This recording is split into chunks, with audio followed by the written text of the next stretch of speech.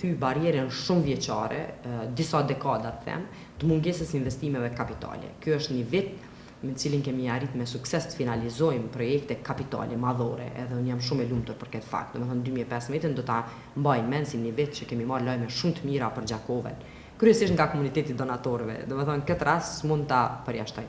Ngecje çka kisha thonë është dështim mos funksionalizimi i zonës industriale dhe mos mundësia e krijimit të hapësirës për bizneset qofshin vendore apo ato të huaja që do të vinë në komunën e Gjakovës. Edhe është një dështim që nuk është lidhur vetëm me performancën tonë, është lidhur me mungesën e përmenda një bordit AKP-s, por i cili pa arsye ka shkaktu ngecje të konsiderueshme në punësim dhe në zhvillim ekonomik të komunës Gjakovës. AKR-ja ka probleme serioze natyrisht menaxhmentit vet.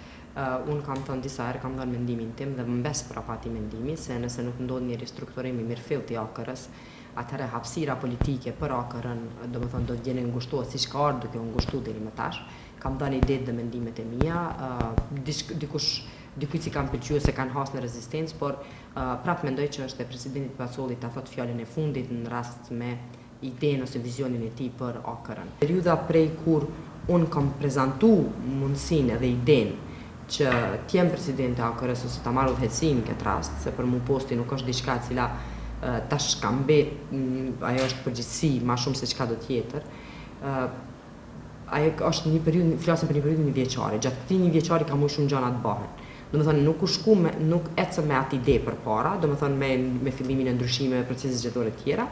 Ngecëm ku ngecëm dhe tash prapë po them që AKR-ja ka definitivisht momentin final për të përcaktuar a do të shkojmë me inercion që ka fillu fatkeqësisht tash 2 vite, 3 vite, apo do të bëjnë një kthes.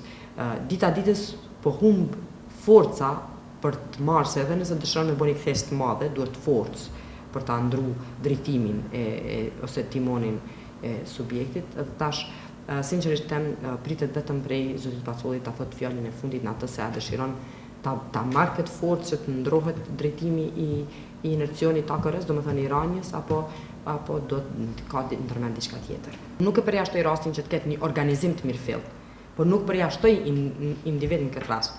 Them që nëse organizohen individ që kanë vizion të njëjtë, ide të njëjta dhe që jo domosdoshmërisht shtyn personalitetet individuale, por e kanë agjendën kolektive, dhe me siguri se flasim për një zgjidhje të mirëfillt në Kosovë. Kemi biseduar me të ri profesionistë, me deputet e tjera, po ende nuk i është vënë pika kësaj pune në kuptimin e vënë kemi vendosur se do ta bëjmë këtë apo atë. Mendoj që mujt në VM janë mujt kritik dhe shumë të rëndësishëm edhe për të ardhmen politike të Kosovës, por edhe për definimin e çfarë do formacioni ristrukturim të vjetër në kuadër të ofertës politike. Nëse mirët politika, hajde po grumbullohemi megjithatë, unë jam president, ti je kryeminist, na jena ministrat e tjera, atëherë kemi hyrë në pazaret e njëjta siç janë duke bërë strukturat aktuale. Dhe kjo është ndoshta më brengosësja kur dëgjon ti prej gjeneratave të reja që diskutojnë për formacione politike, megjithatë qesin kushte ose kushtzojnë pozita. Mu personalisht nuk më bojnë përshtypje sot pozitat për shkak se isha në 2 pozitat në alta në qeveri. Unë e shoh zgjidhjen politike në Kosovë ndoshta me krijimin ose grumbullimin e njerëzve, cilët kanë ide të njëjta, por cilët bashkohen për vetëm një qëllim.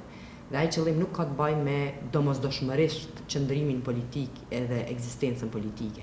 Se sot nëse fillohet me kalkulime politike individuale, nuk kemi duke bërë zgjidhje kolektive, jemi duke bërë zgjidhje individuale. Mirë, me situatën e sigurisë mirë, unë sillem dhe veproj si një secili qytetar i thjeshtë i Republikës Kosovës, nuk kam përcjellje, nuk kam sigurim fizik.